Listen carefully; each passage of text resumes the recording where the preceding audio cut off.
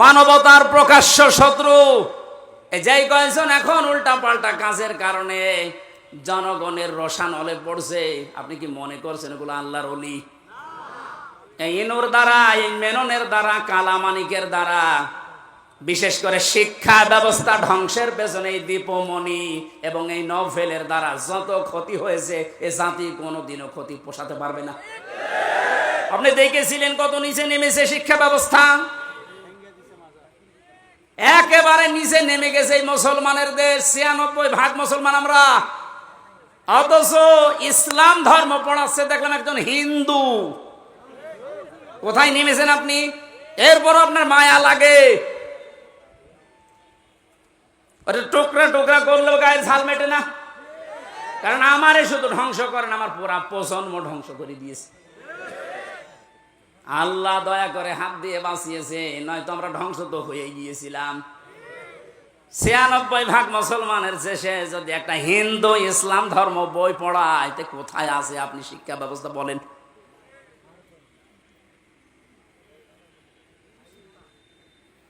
একটু শুধু ওপর দিয়ে একটু ডিম মারে, এই আপনার সহ্য হয় না। আর আমার মাথায় দড়ি দিয়ে যে ছাগলের মতো টেনে নিয়ে গেল, তখন আপনার সহ্য হলো কি করে?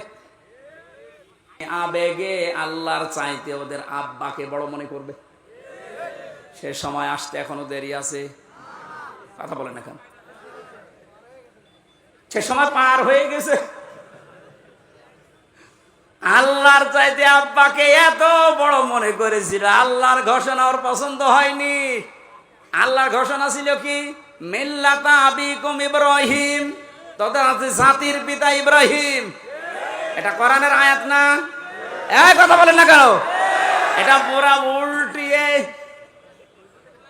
জাতির পিতা ইব্রাহিম আমরা মানি না, আমার পিতা ইব্রাহিম, আমার পিতা জাতির পিতা। আল্লাহ ওটা দাঁড় করাতে দিয়েছে। কথা বলেন না কেন? শুধু হেলিকপ্টারে উঠতে দেরি। আমি তো ১:৩০টার সময় ছাদের উপরে থেকে দেখছিলাম, একজন আমারে বলছে কিছুক্ষণ পরে সেনাবাহিনী বসেছে, ঘোষণা আসবে। তারপর ওই সময় গুলি চলছিল। ১৪ জন আমার সামনেই মারা গেছে ৫ তারিখে। ১:৩০টার পরেই কিছুক্ষণ পরে ২টায় উনি ভাষণ দেবে, হলো না ৩টায় দেবে, হলো না ৪টায় দেবে সেনাবাহিনীর প্রধান। এ পর্যন্ত আসতে আসতে আর মাত্র ১ ঘন্টা। ৪টার পরে ভাষণ শুনে ৫টার আগে শুনছি কুষ্টিয়ায় বাবা আর নেই। যে কয়টা বাবা যেখানেই ছিল, সে ছবি আকারে হোক আর পাথর দিয়ে হোক, একেবারে গুড়িয়ে দিয়েছে।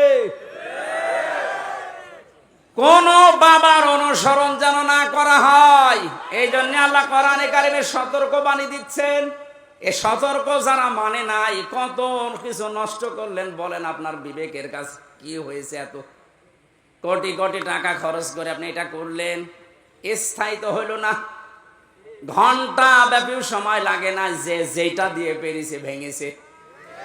অনেকে ভাঙতে না পারলে পোশাক করিস। আমি কাবা শরীফে যখন তাওয়াফ করছিলাম, ওপরে ওঠার পরে আমার পেটে হঠাৎ ব্যথা। এক পুলিশকে জিজ্ঞাসা করলাম, ভাই এতক্ষণ তো ভালোই ছিলাম, 7 চক্কর দিলাম, কিছু হইল না, এ কোন জায়গায় আসলাম, পেটে ব্যথা করছে। পুলিশ আমারে বলছে, ইয়া হাজি উল হজ্জা তাই না বিলাদুকা। ও হাজিবার দেশ কোথায়? যে তুমি বাংলাদেশ। বাংলাদেশ থেকে এসেছি। ওনার ভাষা দিয়ে আমারে বলছে, আপনি জানেন না এটা কোন জায়গা? না তো। আবু জাহেলের বাড়ি। আপনি এখনো পায়খানা না করে দাঁড়িয়ে আছেন, তাড়াতাড়ি করেন। সত্যি কথা বলছি, পায়খানা করে দেখে আমার পেটের ব্যথা ভালো হয়ে গেছে। আল্লাহ আমাকে যেন জানাতে চাচ্ছিল, হামজা ওই সময় ৩.৫ লাখ টাকা লাগতো ১৬ সালে। এত টাকা খরচ করে আসলে আরো শয়তানের মুখে পায়খানা না করে চলে যাবা, তাড়াতাড়ি করো। পেটের ব্যথা দিয়েছিল কে? কথা বলেন না কেন? এত দামি জায়গা কাবার পাশে।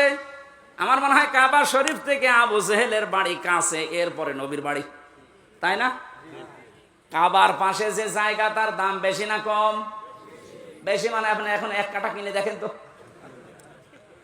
এত দামি জায়গা।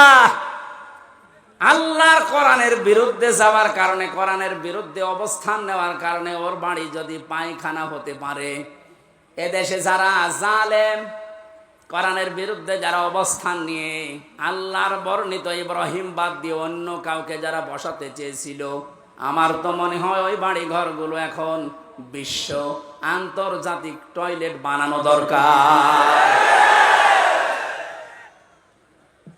মানুষ যেন ওখানে যে পেটে ব্যথা উঠলে কাম সরতে পারে, কারণ এই জায়গাগুলো অভিশপ্ত। জালেমরা যেখানে থাকে এই জায়গাটা হয়ে যায় অভিশপ্ত। আমরা মিনা থেকে মুজদালিফায় যাওয়ার আগে দেখেছি বারবার যারা পেছনে থাকে বলে এখান থেকে দৌড়ান কেন, কারণ এটা জায়গাটা গজবের জায়গা। গজবের কিছু জায়গা আছে যেখানে জালেমেরা বসবাস করে, জায়গাটাই আল্লাহ গজবের জায়গা বানিয়ে দেয়।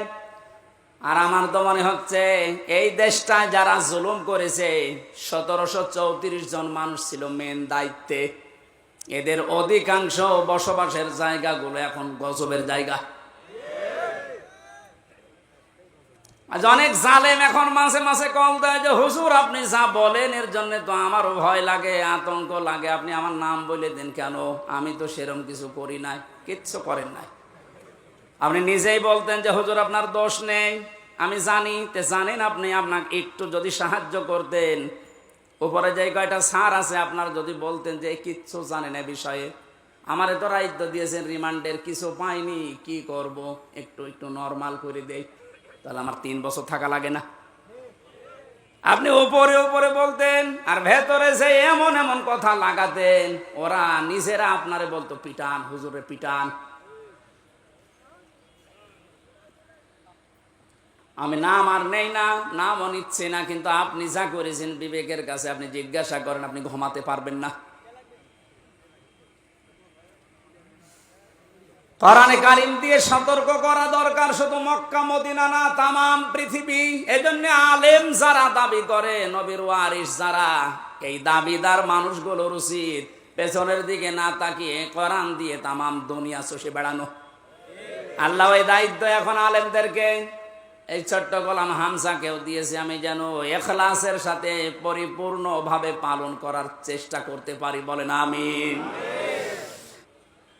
কোরআনে কারীম দিয়ে সতর্ক করার পরেও যদি কোনো মানুষের, ওই যে আগে বললাম যে পরিবর্তন আসছে না, আপনি মেনে নিতে পারেন, বিশ্বাস করতে পারেন যে আল্লাহকে আপনাকে আল্লাহ জাহান্নামেই দেবে, কারণ এর চাইতে অথেন্টিক সতর্ককারী কিতাব দুনিয়াতে আল্লাহ আর দেয়নি, কিয়ামত পর্যন্ত দেওয়ার সম্ভাবনাও। আরো জোরে বলেন। কোরআনে কারীমে আল্লাহ জানিয়েছেন ইত্তাবিউ মা উনজিলা ইলাইকুম মির রাব্বিকুম ওয়া লা তাত্তাবিউ মিন দুনিহি আউলিয়া ক্বালিলাম মা তাযাক্কারুন। হে নবী, সবাইকে বলেন তারা যেন সবাই আঁকড়িয়ে ধরে, ইত্তেবা করে, অনুসরণ করে যেটা আপনার প্রতি আমি আল্লাহ নাজিল করলাম, তার নাম বলেন বলেন আরো জোরে। তাহলে এখানে আর কোনো মতভেদ আছে যে কোরআন আঁকড়িয়ে ধরার ব্যাপারে কোনো ফতোয়া আছে? কোনো মতভেদ, মত পার্থক্য অন্য বিষয়ে থাকতে পারে, কোরআনের ব্যাপারে আমাদের সব এক হওয়া লাগবে। এ নির্দেশ আল্লাহর।